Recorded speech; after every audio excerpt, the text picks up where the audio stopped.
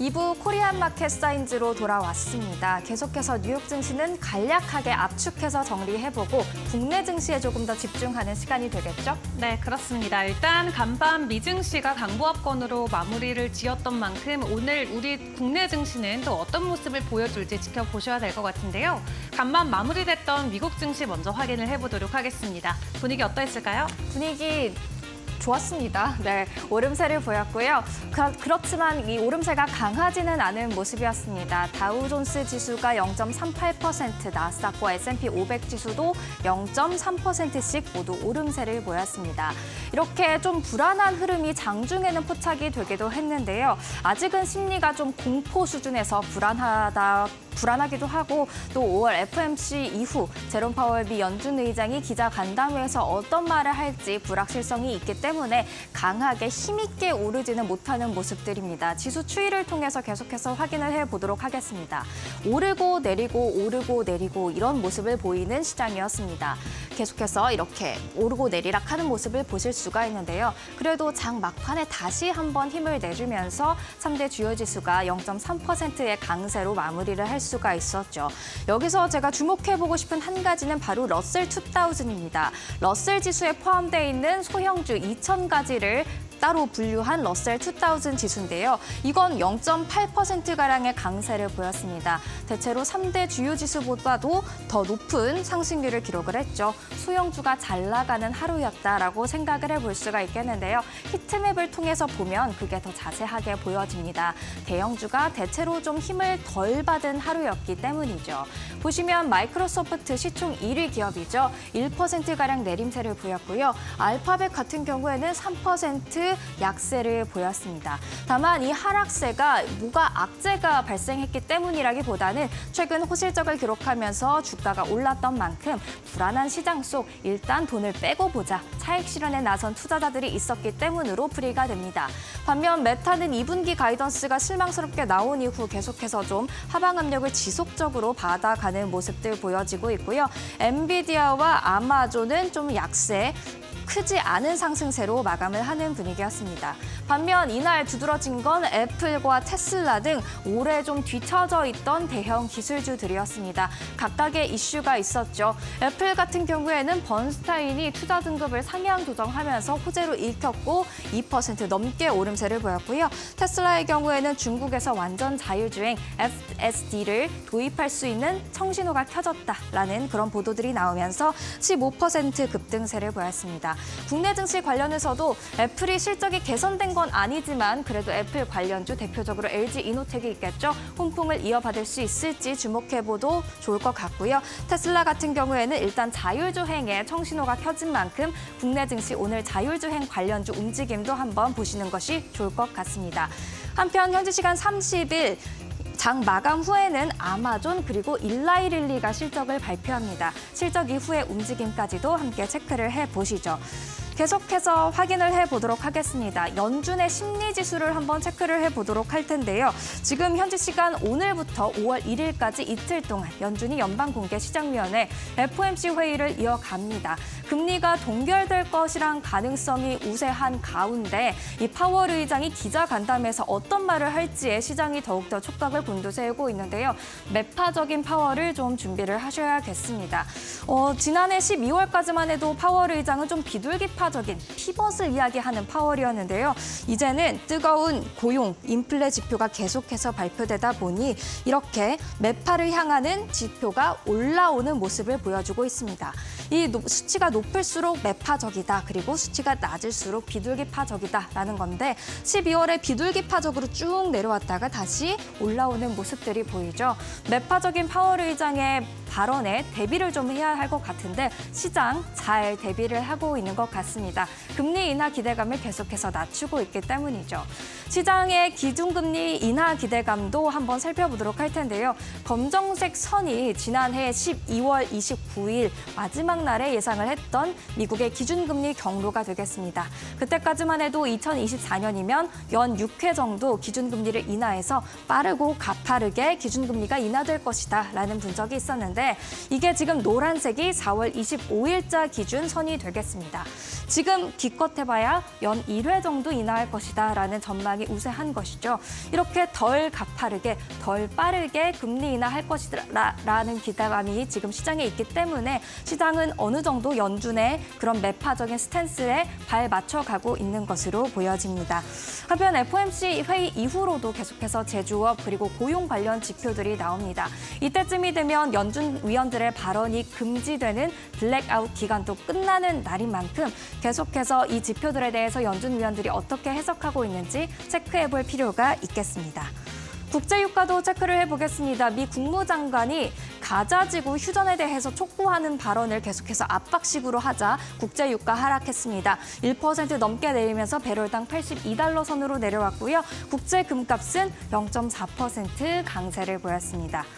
이어서 월가의 전략가들을 만나볼 시간인데요. 멜 케이시 FBB 캐피털 선임 매니저가 시장 심리에 대해서 잘 분석했습니다. We're having a recovery after some pretty tough days last week. We're still in the early innings of the earnings season, but so far across the board, there's enough in the earnings to make investors feel pretty comfortable with how companies are doing right now.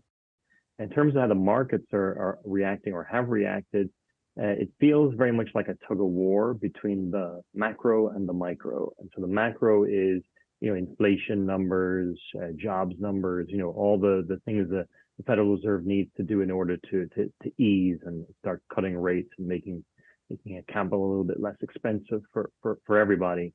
And so we've had some mixed signals there. That last little bit of inflation has been sticky. We had a disappointing kind of GDP report last week, which the market was surprised by. That was a tough morning for the markets. And so we've gone from this soft landing being something people are pretty comfortable with, i.e. we emerged from inflation without a recession, to now it's more a case of, well, are we going to be higher rates for longer, the higher for longer narrative? Or, is recession now a possibility? It's back on the table to whatever degree. And so that's the feeling the market had on Thursday. But then the micro side of the equation seems to be winning at the moment, which is corporate earnings. And so in the actual earnings from companies led by big tech, those are coming out, those are looking strong. So the market's feeling a lot better about where we are. And so there's a bit more of the greed winning out over the fear in that regard. 네, 오늘 우리 증시 출발하기 전에 우리가 함께 체크해볼 국내 관련주들 확인을 해보도록 하겠습니다. 특히 요즘 실적과 관련해서 주가 변동성이 잦아지고 있는데 시간의 공시를 통해서 장 마감 이후 상한가를 간 종목도 있었고요. 또 글로벌 증시에서 전해진 소식들로 인해서 시간의 거래에서 큰 폭의 움직임을 보였던 종목들도 있습니다. 네 가지 키워드로 바로 확인해 보시죠. 네, 오늘 크게 네 가지 볼 부분 확인해 보겠습니다. 자율주행과 네옴시티, 화장품, 그리고 마지막 개별주인 금호타이어까지 확인을 해보도록 하겠습니다. 첫 번째로는 테슬라 관련해서 자율주행 관련주들이 어제 시간의 거래에서 상한가 직행한 종목이 3개나 나왔습니다. 키워드 바로 확인을 해보시죠. 네, 머스크의 선물처럼 어제 장 마감 이후에 관련주들의 놀라운 급등이 있었고요. 미국 증시에서도 확인해 보셨겠지만 테슬라 자체도 오늘 두 자릿수 이상의 급등 흐름으로 마무리를 지었습니다. 주말 사이에 중국을 방문을 했고 머스크가 깜짝 선물을 가지고 우리에게 돌아왔습니다. 중국에서 지금 금지가 돼 있었던 완전 자율주행과 관련된 소식들이 업데이트가 됐는데요. 일단 중국 당국을 통해서 다시 한번 FSD 기능이 중국 안에 출시될 수 있는 것으로 확인이 되고 있고요. 중국 기업인 바이두와 함께 협력한다는 소식이 전해졌습니다. 이런 소식에 테슬라뿐만 아니라 바이두 같은 경우도 홍콩 거래에서 7% 넘는 상승 흐름을 보여줬고요. 관련주들은 어제 시간의 거래에서 움직임을 보였는데 어제 종가 현황 바로 확인을 해보도록 하겠습니다. 관련해서 여러 종목들이 있겠습니다만 대표적으로 이렇게 5가지 종목 확인해 보겠습니다. 어제 장중에서도 변동성이 나왔었고요. 사실 지난주 테슬라에서 로보택시 관련된 발표를 내놓으면서 1차적으로 먼저 움직임이 나오기도 했습니다. 라닉스 같은 경우는 어제장에서 7% 정도 가격 상승을 보였고 시간의 거래에서 상한가 들어갔습니다. 퓨런티어도 7% 가까운 반등이었고요. 그리고 라이콤, 텔레칩스, 모바일 어플라이언스 모두 어제 장중에 움직임이 나왔지만 라이콤과 모바일 어플라이언스까지 어제 장 마감 이후 상한가 직행했다라는 부분 체크를 해보시죠. 이어서 두 번째 키워드 보도록 하겠습니다. 이어지는 두 번째 종목으로는 네옴시티 관련주 보셔야겠습니다. 사실 요즘 중동 리스크가 불거지면서 네옴시티와 관련해서 약간의 리스크가 나오고 있죠. 이 사막의 신기루라고 불리는 네옴시티에 사실상은 빨간불이 들어온 것으로 확인이 되고 있습니다. 그러면서 국내 건설주들이 받아왔던 500억 달러 수주와 관련돼서도 현재 불안한 모습을 보이고 있는데요. 현재 이런 가운데 네옴시티와 관련해서 사우디 경제장관의 입이 열렸습니다. 여전한 네옴시티를 일단은 다시 한번 확인을 해줬고요. 사우디의 경제장관이 네옴시티 계획 축소와 관련해서 일단 보도를 부인을 했습니다. 이달 초에 나왔던 내용에 의하면 오는 2030년까지 지어져야 됐던 유류벽 도시 더 라인이 규모가 98% 정도 줄어들 것이다라는 전망치가 있었고요. 그리고 2030년까지 150만 명을 거주시키려는 사우디 정부의 원래 계획은 30만 명으로 줄어든 것이다라는 보도도 있었습니다. 뿐만 아니라 사우디아라비아의 국부 펀드인 공공투자기금 같은 경우도 아직 네옴시티와 관련해서 2024년의 예산을 승인하지 않은 것으로 확인됐는데요. 그렇기 때문에 관련주로 분리됐던 기업들의 불안감도 커질 수밖에 없었을 것 같습니다. 하지만 이런 불확실성과 추측들을 놓고 일단 경제장관이 입을 연 만큼 앞으로 어떻게 진행될지 지켜보셔야겠습니다. 관련주들 어제 종가 현황 바로 확인을 해보시죠. 최근에 큰 변동성은 나오지 않았었습니다. 다만 LS 에코에너지 같은 경우는 어제 다시 한번 전력 설비와 관련된 이슈 모멘텀을 받아가면서 상한가에 직행하는 모습을 보였고요. 27,150원 선까지 올라왔습니다. 그 외 종목들 어제 분위기 좋았기 때문에 전반적으로 오름폭은 이어졌지만 이 1년치 기준으로 놓고 봤을 때는 지속적인 가격 주가 하락이 나왔었고요. 한미 글로벌 같은 경우도 전년 대비는 50% 정도 가격 조정을 받은 위치까지 내려와 있습니다. 어제장은 16,250원 선에 마쳤네요. 이어서 다음 키워드 확인을 해보도록 하겠습니다. 이어지는 다음 부분으로는 화장품 관련주들 오늘도 체크가 필요해 보입니다. 최근 일본과 관련된 수출 호재 소식이 전해지면서 국내 증시 안에서도 관련주들의 흐름이 있었는데요. 오늘의 키워드 확인을 해보시죠. 오늘은 미국 쪽에서의 좋은 소식이 전해졌습니다. 미국 안에서도 K-뷰티의 사랑이 계속 커지고 있고 특히 이제 내일 모레면 아마존의 실적이 발표되는데 아마존 안에서의 1분기 K-뷰티 실적이 상당히 좋았다고 합니다. 300% 넘는 상승을 보여줬다, 매출 증가를 보여줬다라고 하고요. 아마존이 봄맞이 시즌을 통해서 이 한국 셀러들이 판매한 K-뷰티 제품의 매출이 크게 증가한 것이 오늘 증시에도 반영이 될 수 있을지 체크해 보셔야겠습니다. 일단 아마존 자체에 대한 1분기 실적 가이던스도 굉장히 긍정적이고요. 매출 같은 경우는 두 자릿수 이상의 상승을 보여준 12%가 전망치로 나오고 있습니다. 관련돼서 화장품 종가 확인을 해보도록 하겠습니다.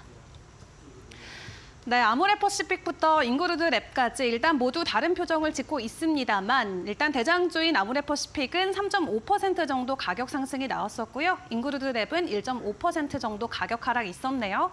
이 수출 호주 소식과 관련해서 오늘 다시 한번 모두 반등이 나와줄지 지켜보시죠.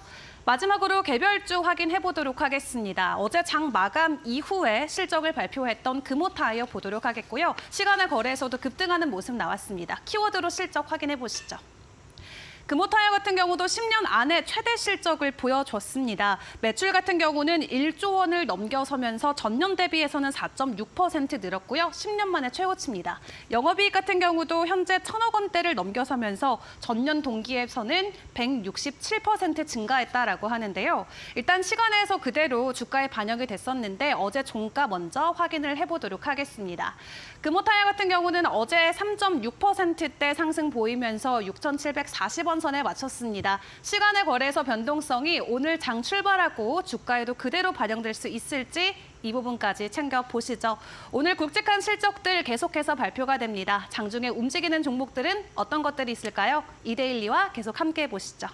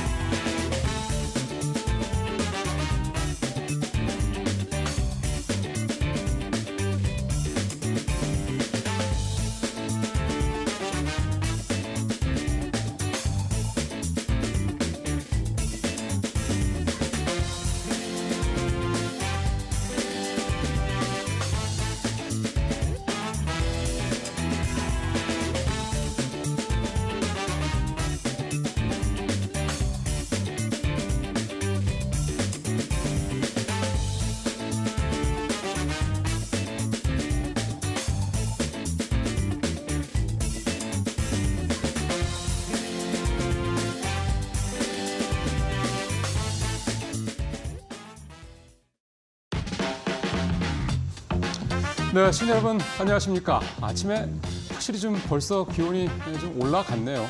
꽤 이제 아침부터 이제 여름이 가까운다는 느낌이 들 정도의 기온이 좀 나타나고 있습니다. 어쨌든 오늘 하루도 즐거운 하루 보내시길 바라겠습니다. 오늘 이데일리 신문과 온라인 뉴스, 마케팅에서 나온 주요 뉴스들을 가지고 또 오늘의 주요 국내외 뉴스 한번 짚어보도록 하겠습니다. 첫 번째 소식은 이번 달이죠. 아직은 오늘이 4월 30일이니까 이번 4월 한 달 투자 주체별 성적표를 이데일리가 분석을 해본 내용으로 시작을 해보도록 하겠습니다. 기관, 외국인 투자자, 개인 투자자 이렇게 나눠서 봤을 때 기관은 밸류 배팅에 성공을 했다. 외국인은 반도체 발등을 찍겠다. 이제 이렇게 제목이 좀 뽑혀 있는데요. 일단 기사의 제목대로 기관은 주로 밸류업 관련주들, 저PBR주, 자동차, 금융주들 중심으로 좀 투자를 했고요. 외국인은 반도체, 2차 전지 중심, 개인 투자자는 2차 전지, 그다음에 반도체 이런 중심으로 주로 좀 하는 그런 모습을 보였습니다. 결과는 좀 밑에 바퀴 모양으로 좀 표가 돼 있죠. 나왔는데요. 5개 순매수 상위 5개 종목의 수익률을 가지고 평가를 했습니다.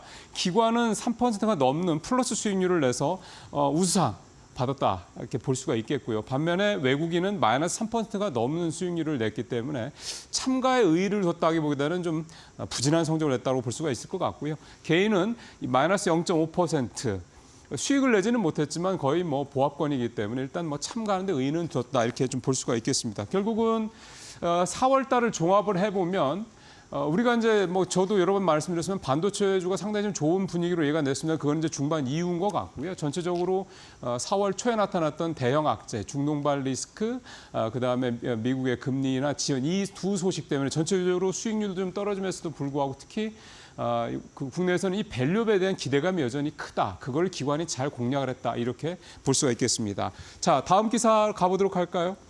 오늘 아침에 뭐 테슬라 얘기 상당히 좀 아주 중요하게 좀 거론이 되고 있습니다. 주가가 워낙 많이 오른 것도 있고요. 또 하나는 잘 아시는 것처럼 올해 1분기에 우리나라 개인들이 또 제일 많이 서학개미들이 제일 많이 산 또 종목이 역시 테슬라이기도 합니다. 제일 많이 갖고 있기도 하고요. 크게 보면 머스크의 중국 방문에서 우리가 볼 수 있는 핵심 포인트는 역시 자율주행 부분이라고 볼 수가 있겠죠. 제목에서 보시는 것처럼 AI 개발에 100억 달러를 투자하기로 했다는데 이 내용도 사실은 결국은 자율주행에 필요한 이 추론형 AI 개발에 자금을 투입하겠다. 이 부분이 상당히 좀 무겁게 중요하게 좀 지목이 되고 있습니다. 지난번에 1분기 실적 발표를 하고 난 다음에 오히려 테슬라의 주가는 올랐습니다. 그때 테슬라 주가가 올랐던 배경으로 제일 많이 얘기가 나오는 게 머스크 CEO가 컨퍼런스 콜에서 했던 얘기, 즉 자율주행 부분을 더 빨리 앞당기겠다, 그다음에 로보택시를 더 앞당기겠다 등등 미래와 관련된 얘기들을 꺼냈던 게 시장에서 투자자들의 환호를, 투자자들의 어떤 기대에 부응했다 이런 평가를 받았기 때문인데요. 이번에 중국 방문에서 나온 이런 얘기도 그렇고요. 특히 중국에서 이 자율주행에 대한 이 소프트웨어가 통과될 수 있는, 사용될 수 있는 가능성을 키웠다라는 부분, 이 부분이 시장에서 좀 크게 주목을 하고 있는 부분인데 한 걸음 떨어져서 보면 결국 테슬라 문제는 오늘 어제 이데일리에서도 기사가 나왔습니다만 모건스탠에서 보고서에 낸 대로 테슬라는 언행 때문에 머스크는 언행 때문에 이 테슬라의 경영에 좀 뭔가 좀 방관한다. 뭔가 좀 테슬라의 경영에 조금 멀리 떨어졌다는 느낌만 안 주면 테슬라한테는 큰 악재가 아니라는 점. 다시 말씀드려서 머스크가 테슬라의 경영에 전념하면 전념할수록 테슬라는 주가가 실적이 좀 부진하더라도 주가나 부분에 있어서는 여전히 신뢰를 받고 있다. 이 점이 확인됐다 이렇게 볼 수가 있겠습니다. 세 번째는 우리 소식으로 좀 넘어와서요. SK이노베이션 실적이 발표가 됐습니다. 근데 SK이노베이션의 특징은 정유주도 되고 또 2차 전지 주에도 포함이 된다 이렇게 얘기가 되는데요. 그만큼 이제 이 두 가지 큰 어떤 사업을 갖고 있는 그런 회사입니다. 아무래도 이번 4월 달에는 이 유가가 많이 올랐기 때문에 이 석유 부분, 그러니까 정제 부분에서는 워낙에 뭐 좋은 성적을 냈습니다. 매출이 조금 줄긴 했는데 영업이익이 무려 66%나 급증을 하는 이런 모습을 보였기 때문에 일단 정유 부문에서 상당히 좋은 성적을 냈다. 근데 문제는 역시 2차 전지죠. 캐즘, 그러니까 성장이 확 가기 전에 일시적인 어떤 성장 정체가 나타나는 이 현상이 좀 2차 전지 쪽에서 나타나고 있다 보니까, 전기차 쪽에서 나타나고 있다 보니까 그대로 2차 전지 쪽에도 이 캐즘 상황이 좀 이어지고 있는 그런 상황인데요. 일단 정유주는 국제 유가가 계속 좀 높은 상황이고, 앞으로도 유가 상황이 크게 떨어질 일이 별로 없고 중동 리스크가 새로 벌어지지만 않는다 그러면 정유 쪽에서는 올해 내내 굉장히 좋은 성적을 보일 것이다, 이렇게 얘기를 하고 있는데, 문제는 이제 2차 전지 쪽이 되겠죠. 2차 전지는 일단 SK이노베이션에서도 하반기는 흑자를 보낼 수 있을 것이다, 이렇게 얘기는 하고 있는데, 관건은 역시 이제 중국의 2차 전지 쪽에 뭐 엄청난 공세들, 그다음에 이 캐즘 문제, 이 두 가지 문제가 좀 악재라고 볼 수가 있겠고요. 다행인 거는 SK이온의 수율이 계속해서 올라가고 있다는 점입니다. 90% 중반까지 올라왔다는 점, 굉장히 긍정적인 포인트라고 볼 수가 있겠고, 또 현대차의 납품이 계속 늘어나고 있다는 것도 역시 SK이온한테는 긍정적인 모습이기 때문에, 이런 어떤 긍정적인 부분들이 더 올라가서 결국은 연내 흑자 달성에 성공하냐, 이 부분이 올해 SK이노베이션한테는 가장 중요한 포인트가 되겠다, 이렇게 말씀을 드릴 수가 있겠습니다. 마지막으로 라인 얘기를 좀 해보도록 하겠습니다. 라인은 뭐 잘 아시는 것처럼 네이버가 만든 이제 메신저인데, 일본이나 뭐 아시아권에서는 뭐 국민 메신저라는 이름을 들을 정도로 좀 굉장히 좀 잘 되고 있습니다. 문제는 이 제목에서 보는 것처럼 정부가 이래 적극 대응 나서냐, 과기부 네이버 지원하겠다. 이제 제목만 봐서는 뭐 기존의 내용을 아시는 분들이야 모르겠지만 전혀 모르시는 분들께서 이게 무슨 얘기냐 하실 텐데요.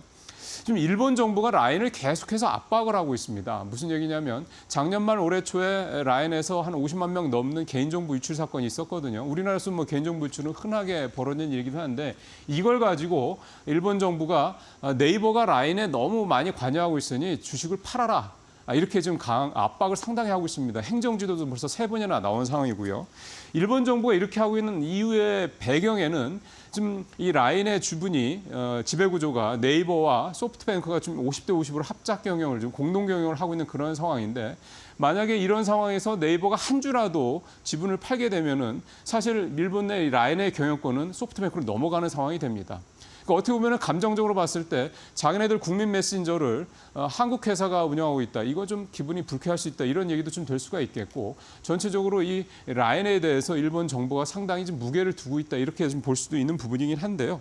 지금 정부가 이 부분에 대해서 일단은 공식적으로는 2차례나 적극적으로 지원을 하겠다, 이렇게 얘기를 하고 있는데, 중요한 거는 이 네이버 주가 입장에서 봤을 때는 라인이 2022년도보다 2023년도에 실적이 170%가 넘게 성장을 봤을 때 주가에도 상당히 좀 실적에 도움이 되는 회사이기도 하고요.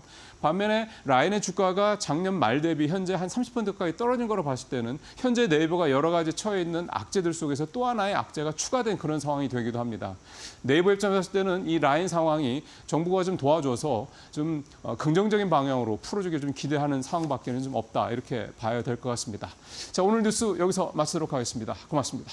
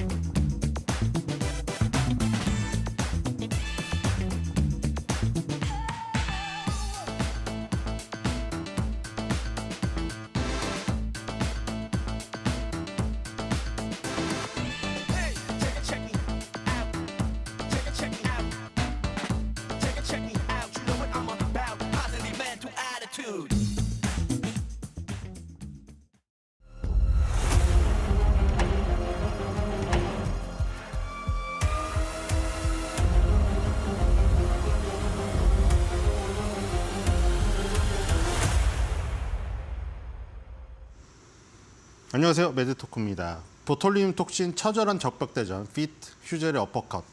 오늘의 주제입니다. 어제 LS 에코에너지가 바로 상한가를 가서 깜짝 놀랐네요. 자, 보톨리눔 톡신, 보톡스는 지금 아주 흔한 시술이 되었죠. 근데 이 보톡스가 너무 흔한 시술이 됐다고 너무 쉽게 생각하는 경향이 있는 것 같습니다. 보톨리눔 톡신은 저 작은 통조림, 저 크기만으로 이 모든 독을 앞섭니다. 저 1g당 1000만 명을 사망하게 할 수가 있습니다. 1g은 눈물만큼도 안 되잖아요. 그거가 1000만 명을 살상할 수 있는 무기가 돼요. 그러니까 이거 의사 아니고 함부로 다루면 안 됩니다. 그렇죠? 희석 제대로 안 하면 사람 죽어요. 이게 지금 다른 독이랑은 너무 차이가 큽니다. 독화살 개구리 똑같은 1g으로 8,000명이 죽는데 보톨리눔 톡신은 1000만 명이 죽어요. 상대가 되지가 않아요. 지금 다른 독들 있죠. 이런 보고 독으로 잘못 복국 먹고 사망한 사례도 있잖아요. 보고 독은 1g으로 2,000명입니다. 그러니까 얼마나 보톨리눔 톡신이 독성이 강한지 여기서도 알 수가 있겠죠.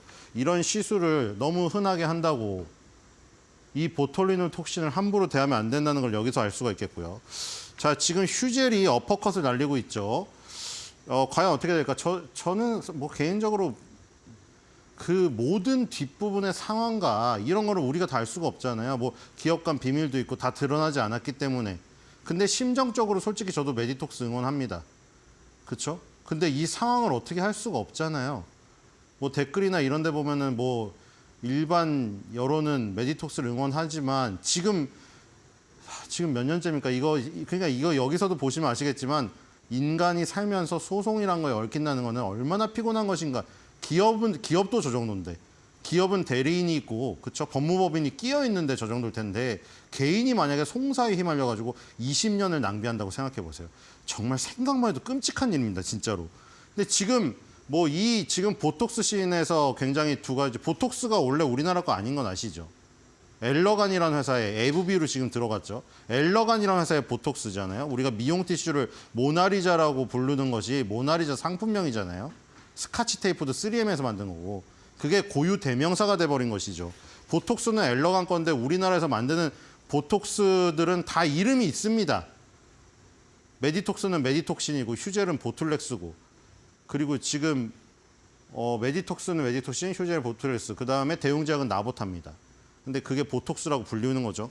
뭐 보톡스 맞는다고 하지 굳이 가서 나 오늘 보툴렉스 맞아 이런 사람 없기 때문이죠. 근데 지금 두 가지 씬에서 두 가지의 어떤 굵직한 이슈들이 있잖아요. 일단 식약처가 국가 출하 승인을 갖고 걸고 넘어졌잖아요, 이거. 그렇죠? 뭐냐면은 중국 같은 경우에는 우리나라는 왜 이렇게 그 어떤 교수가 들어와서 얘기했잖아요. 왜 기자가 우리나라에는 도대체 왜 대한민국에는 이렇게 보톡스가 많으냐. 그러니까 물론 저렇게 보톡스가 그냥 일상 어떤 그 상황에서 발생될 수 있어, 이론적으로는. 근데 그렇게 이론적으로 만약 발생될 수 있다면 전 세계에서 그렇게 발견이 돼야지 우리나라는 어떻게 그렇게 발견이 될까요? 그러니까 메디톡스는 그걸 꼭 꼬집고 있는 거잖아요. 그러니까 발견됐다는 게 다 이런 거니까 그런 거잖아요. 마국간에서 말똥을 치우다가 발견됐다. 그렇죠? 참치 통조림을 회사에서 직원들끼리 나눠 먹다가 참치 통조림 캔에 손가락을 베었는데 거기서 발견됐다.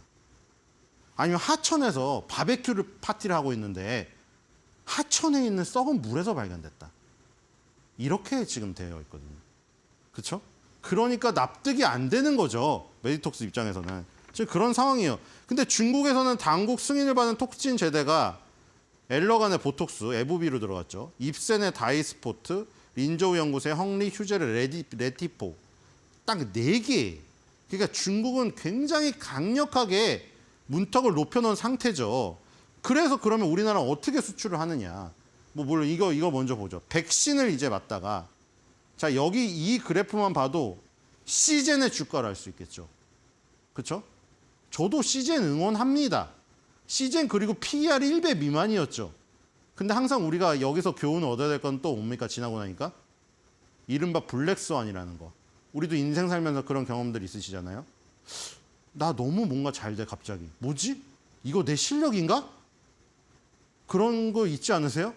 내가 뭐 초등학교 때도 그렇고 뭐 대학교 때도 언제인지 몰라. 자기가 운이 갑자기 모든 일이 잘 될 때 있잖아. 갑자기 다 내가 막 붕 떠가는 것 같고. 근데 그게 내 실력인지 운인지 판단을 해야 되잖아요. 그렇죠? 코로나 팬데믹이란 거 아무도 예상 못 했잖아요. 시즌의 진단 키트가 그렇게 잘 됐지. PER이 1배 미만이라는 게 상상이 됩니까? 그러니까 PER이 1배 미만이니까 야 이게 말이 되느냐 바이오 기업이. 그렇죠? 그런데 그걸 생각했어야죠. 이 그래프랑 똑같지 않습니까? 시젠이랑. 그렇죠? 안타깝지만 보톨리눔 톡신은 계속 그냥 올라가는 거죠. 지금 이제 역전이 되었죠. 지금 누구도 백신을 맞지 않고 누구도 진단을 받지 않습니다.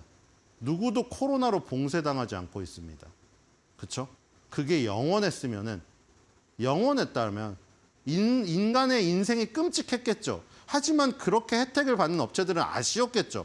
하지만 코로나 팬데믹이라는 건 영원하지가 않다는 거잖아요. 그러니까 지금 보톨리눔 톡신은 결국 올라가고 있습니다. 그렇죠? 이제 나가니까요. 그러니까 지금 제약사가 도매업체에 예를 들어 보톨리눔 톡신을 판매를 하면은 도매업체들이 중국 보따리상한테 줍니다. 그 따이공이라고 불리는 우리 면세점에서 많이 나왔잖아요. 화장품 싹쓸이에 가서 파는 그 따이공들이 중국으로 가갖고 그걸 팝니다. 어쨌든 해외로 나갔죠. 그렇기 때문에 이 지금 제약업체들은 우리는 해외 수출을 했다 이겁니다.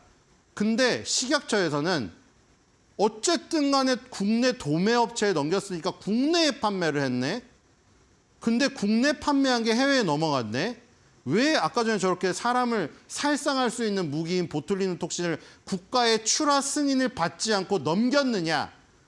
그거를 건 겁니다. 그렇죠? 그래서 2020년 6월 16일 날 메디톡스의 메디톡신을 포함한 세 개 품목이 허가 취소 및 회수 폐기 조치가 들어갔습니다. 그렇죠? 근데 여기에서 이거는 무허가 원액이거든요. 메디톡스는 2가지가 걸렸어요.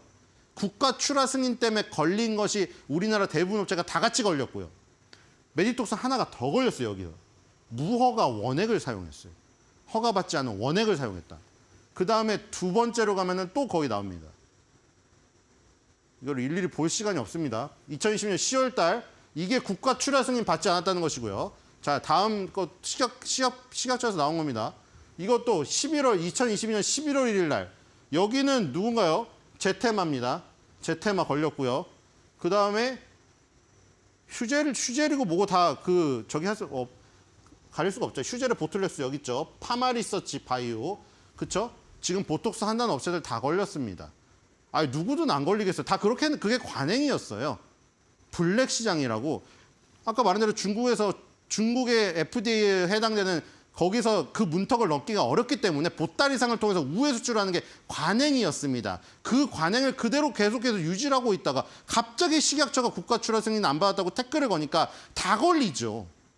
그리고 메디톡스는 무허가 원액 쓴 것까지 2개가 걸린 겁니다. 그리고 그 다음에 그 다음 상황이 어떻게 됐냐. 지금 현재 소송 중이에요. 그러니까 아까 전에 말했듯이 우리나라는 보톡스 업체가 워낙에 많아가지고 보톡스 업체끼리 소송하고 난리가 났습니다. 제일 유명한 사건이 뭡니까? 대웅제약의 나보타랑 메디톡스의 메디톡신이 미국에서 10년을 소송을 했죠. 처음에 메디톡스에 엄청나게 유리하게 소송 결과가 나왔습니다. 10년 동안 나보타 판매 중지됐어요. 근데 그게 나중에 21개월로 줄어들어 버렸죠. 그리고 합의를 했습니다. 지금 파는 거를 가지고 로열티를 제공하고 그대로 팔고 있어요. 그렇죠? 에볼루스라는 대형사와 함께 대웅제약의 나보차가 팔리고 있잖아요. 그리고 21개월로 줄어들어 버렸잖아요. 그러니까 메디톡스에 뭐 직원이 거기 가가지고 거기다가 저기를 공개했다 뭐 이 얘기가 처음에 나왔었잖아요. 근데 그 도용은 인정을 했는데 문제는 그 보툴리눔 톡신 염기서열이나 이런 것들이 기밀 사항이 아니라고 해버렸습니다. 그러니까 중요도가 낮아져 버린 거죠. 아쉬운 겁니다. 또 어쨌든 보톨리눔 균주는 메디톡스 입장에서는 유전체 염기서열 업계 최초 공개 이렇게 했습니다. 그러니까 아까 메디톡스가 왜 이러는지 아시겠죠, 지금. 메디톡스는 문익점에 모카씨 얘기를 하지만 어쨌든 간에 그 대학교에 있는 균주를 가져왔는데 다른 데서 자꾸 통조림에서 발견되니 말똥치우다 발견되느니 하천에서 발견되니 이러니까 우리 염기서열을 공개할 테니까 너희도 다 공개해라 이렇게 된 거예요. 그래서 지금 아까 전에 일단 국가 출하 승인 그 식약처랑 제약사들의 싸움을 보면은 일단 메디톡스가 승소를 한 뒤에 이 다른 기업도 여러 번 연승을 했어요. 그 지금 식약처가 1심에서는 대부분 패한 상태입니다. 그러니까 일단은 약간 브레이크가 걸렸죠. 아까 뭐가 브레이크가 걸렸죠? 그 관행을 판사가 인정을 해준 겁니다. 어쨌든 간에 수출을 해서 판매가 됐기 때문에 제약사의 손을 들어준 거예요, 지금. 그래서 행정소송을 통해서 아까 판매 중지 명령이 시각처에서 내려진 것도 다 일단 거절이 됐어요. 지금 그래서 그대로 팔고 있습니다. 그러니까 다 해결이 됐죠. 그리고 메디톡스는 하나가 더 걸려있다고 했죠. 무허가 원액 쓴 거. 그거는 아직 소송 중입니다. 그건 소송 중이고 그 다음에 시내에서 다른 쪽이 이거예요. 균주 출처 밝혀라. 근데 이제 더불어민주당 여기 보면 이겁니다. 대웅지역의 나보탄은 여기서 발견했다고 되어 있거든요. 마국간에서. 그렇죠? 마국간에서. 원래 이게 홀A 하이퍼균주라고 이 미국 서부나 이 미국 서부에 뭐 1920년이나 30년이나 이때 발견됐던 건데 이 메디톡스의 메디톡신 균주는 여기 2번 균주와 같은 이스컨 대학교 여기서 가져온 거예요. 그러니까 메디톡스는 여기서 가져온 출처가 있기 때문에 이게 당당한 거예요. 너네도 다 까라 이거예요. 너네가 정말 마국간이냐 통조림이냐 하천이라면은 그걸 정확히 그건 공개를 해서 염기서열을 우리가 비교해보자 이겁니다. 그렇죠? 그리고 여기서 만약에 정부에서 어떤 법이 만들어져서 식약처나 질병관리청에서 이걸 강제로 조사를 해가지고 염기서열을 만약에 같이 비교를 해버린다. 그럼 메디톡스가 유리해지겠죠. 그래서 실제로 더불어민주당 최종인 의원이 발의한 법안이 올라가 있었는데 문제는 이분이 하남시 국회의원이었잖아요. 근데 이번에 어떻게 됐죠? 이번에 하남이라던가 뭐 동탄이라던가 신도시 인구 많아졌죠. 그래서 하남이 2개로 갈렸어요. 하남시 갑이랑 을이 됐는데 을에 다른 분이 나가시고 갑에는 추미애가 전략 공천이 됐단 말이에요. 이분이 안 나오셨어요. 불출마 선언을 해버리셨어요. 이 법안을 주도했던 분이. 그 법안이 그겁니다. 질병관리청에서 강제적으로 이게 대표 발의한 저기입니다. 대표 발의한 법안인데 저기 뭐 인재근원이나 이분도 지금 이번에 다 안 나오셔 버렸잖아요. 그러니까 이게 지금 뭐 그냥 돌다가 마는 겁니다. 그리고 이분이 더불어민주당 분인데 원래 같은 당이 같은 편을 들잖아요. 근데 더불어민주당 다른 의원분이 반대라고 오히려 국민의힘 의원분이 이걸 찬성하셨어요. 근데 어쨌든 간에 이게 생물 테러 감염병 병원체를 30일 이내에 제출하고 데이터베이스를 구축한다. 뭐 이런 내용이에요. 그러니까 메디톡스에 유리한 내용이었단 말이에요. 근데 이게 그냥 계류되는 상태가 돼버린 거죠. 그러니까 메디톡스를 제외한 나머지 기업들은 약간 쫄리다가 없어진 거죠. 그러니까 지금 2가지 중요한 굵직한 이슈 있잖아요. 국가 출하 승인을 식약처가 걸고 넘어진 거. 그거는 지금 다 1심에서 대부분 제약사의 손을 법원에서 들어줘 버렸기 때문에 메디톡스는 메디톡스가 그 원액을 불법으로 쓴 거 하나 걸린 거 그게 오히려 살아버렸고 그렇죠? 나머지는 국가 출하 승인 같은 경우는 다 1심이긴 하지만 일단 제약사 손을 들어줬단 말이에요. 그다음에 두 번째 균주 출처는 이 법안이 통과됐으면은 메디톡스에 유리한 상황이었는데 법안이 그냥 계류가 돼버린 거예요 지금. 그리고 그 주도했던 의원들은 지금 다 불출마니 아니면 지금 이번에 당선이 안 되셔 버렸고. 그러니까 지금 판이 어떻게 돌아가냐면은 어떻게 보면 메디톡스를 응원하거나 메디톡스가 너무 아쉽다는 분들의 마음과는 다르게 지금 메디톡스를 제외한 나머지 나보타를 가진 대웅제약이라던가 보틀렉스를 가진 휴젤에게 유리하게 돌아가고 있다는 거죠 지금. 그 사이에 어떻게 돼버렸느냐. 아까 말한 대로 중국에 지금 4개가 승인받았다고 했는데 휴젤에 레티보가 들어가 있죠. 그러니까 이게 너무나 아쉬운 대목이죠. 메디톡스 입장에서는. 대웅제약의 나보타는 미국에 진출했잖아요. 그 사이에 둘이 싸우고 있는 사이에 휴젤은 우리나라 1등을 먹고 중국에 진출해버렸단 말이죠. 그렇죠? 그러니까 결과적으로 대웅제약 나보타는 미국에 가 있죠. 휴젤의 레티보는 중국에 가 있죠. 메디톡스는 소송전을 20년 동안 하다가 완전히 그 처참하게 피떡이 되어 있는 상태입니다. 이게. 그리고 지금 휴젤 같은 경우에는 이제 중국을 넘어서서 지금 미국을 노리고 있습니다. 미국이 가장 큰 시장이죠. 보톡스 관련 이 가격 쪽에서 이 34.17이 미국 쪽에 있습니다. 예. 지금 세계 시대 최대 시장 미국의 문턱 요거를 지금 넘어서려고 지금 가고 있다.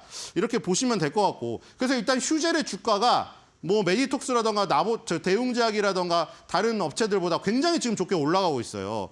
그래서 세계 최대 시장 문턱을 미국을 만약에 FDA 승인까지 받는다고 하면은 여기서 신고점 돌파도 가능하리라 보입니다. 이런 상황이고 그래서 오늘의 한 줄 매도평은 어쩔 수 없이 휴젤에 집중해서 말씀드릴 수밖에 없겠습니다. 얼굴 주름이 펴지면 휴젤 주가는 땡겨 올라가지요.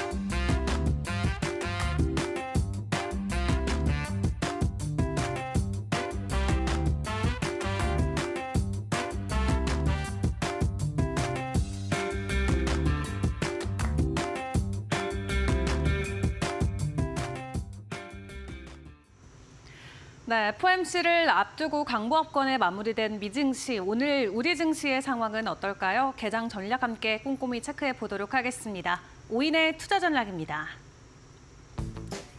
SK증권 이첨지점 서영원 차장 오늘 우리 증시 상승 전망하고 있습니다. 바로자산운용 종합금융본부 윤정식 상무와 다올투자증권 영업부 이성홍 차장도 모두 상승으로 오늘 우리 증시 전망하고 있고요.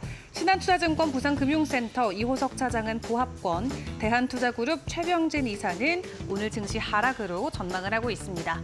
관심주들도 확인해 보도록 하겠습니다. 서영원 차장님 관심주는 한전기술로 확인되고 있고요. 윤정식 상무님은 삼성전기, 이성욱 차장은 삼성 SDI, 이호석 차장은 더존비즈온, 마지막으로 최병진 이사는 i3 시스템 관심주로 주셨습니다.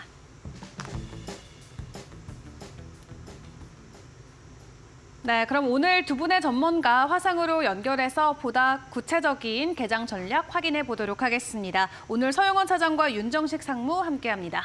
안녕하세요. 네, 안녕하세요. 네, 안녕하세요. 네, 먼저 서 차장님께 여쭤보도록 하겠습니다. 오늘 우리 증시 상승 전망해 주셨는데 어떤 포인트 확인해 볼까요? 네, 우선 미국 시장이 상승을 했다라는 것이 우리 시장에는 좀 긍정적으로 좀 작용을 할 것으로 예상을 하고 있습니다. 최근에 이제 거시적인 지표에 대해서는 조금 둔감해지는 모습이고 오히려 좀 기업들의 실적이나 모멘텀에 좀 주목하는 모습인데요.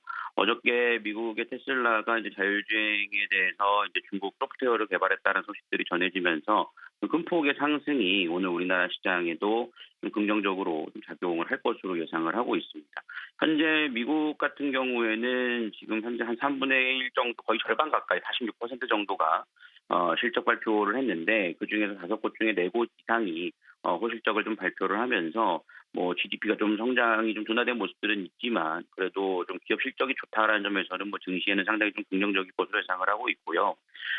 지금 FOMC 회의나 이번 주에 좀 고용 지표, 굵직한 이슈를 두 가지를 앞두고 있는 상황이고 금리 인하 가능성이 계속 미뤄지고 있다라는 소식들은 있지만 이 점은 이제 증시에 좀 반영을 어느 정도 한 게 아닌가라는 생각을 하고 있고 시장은 오히려 좀 모멘텀에 좀 집중을 하면서 움직이는 모습들이 이어지고 있다라고 보고 있습니다. 그래서 우리나라 시장 역시 최근 움직임들을 보시면 조금 이제 안정을 좀 찾아가고 있고 외국인 수급들도 좀 유입이 되고 있는 상황입니다.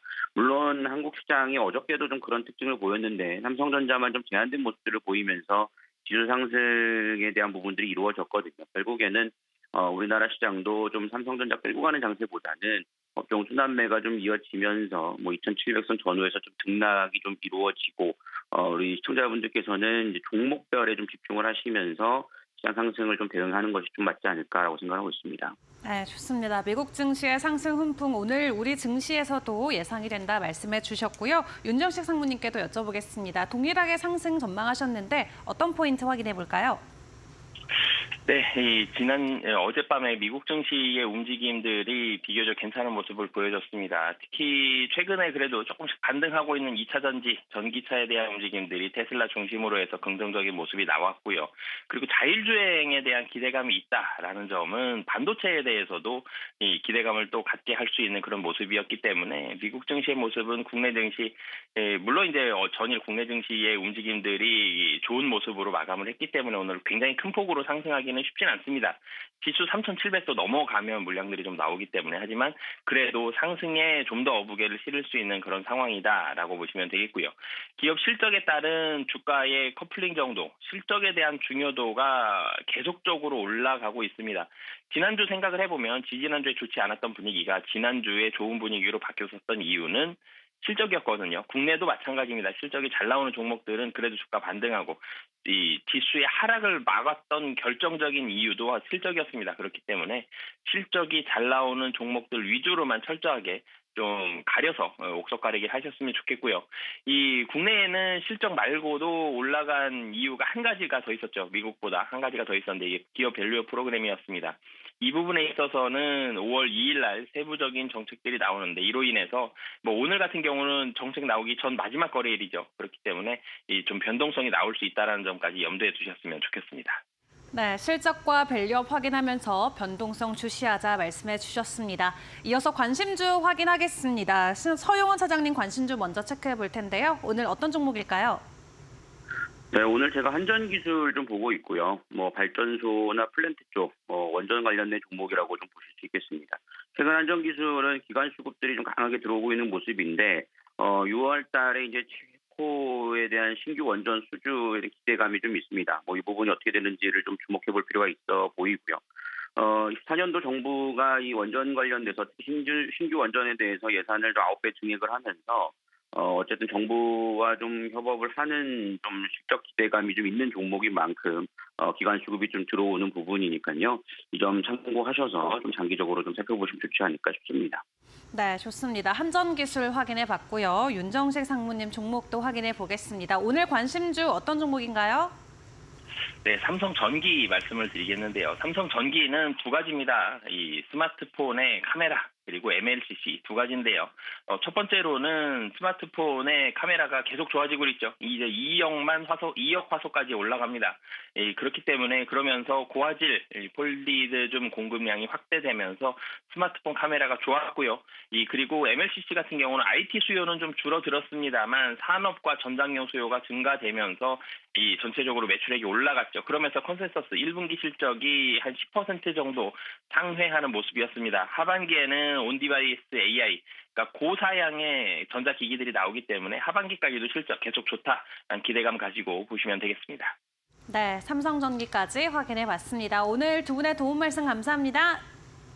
네, 감사합니다. 네, 감사합니다.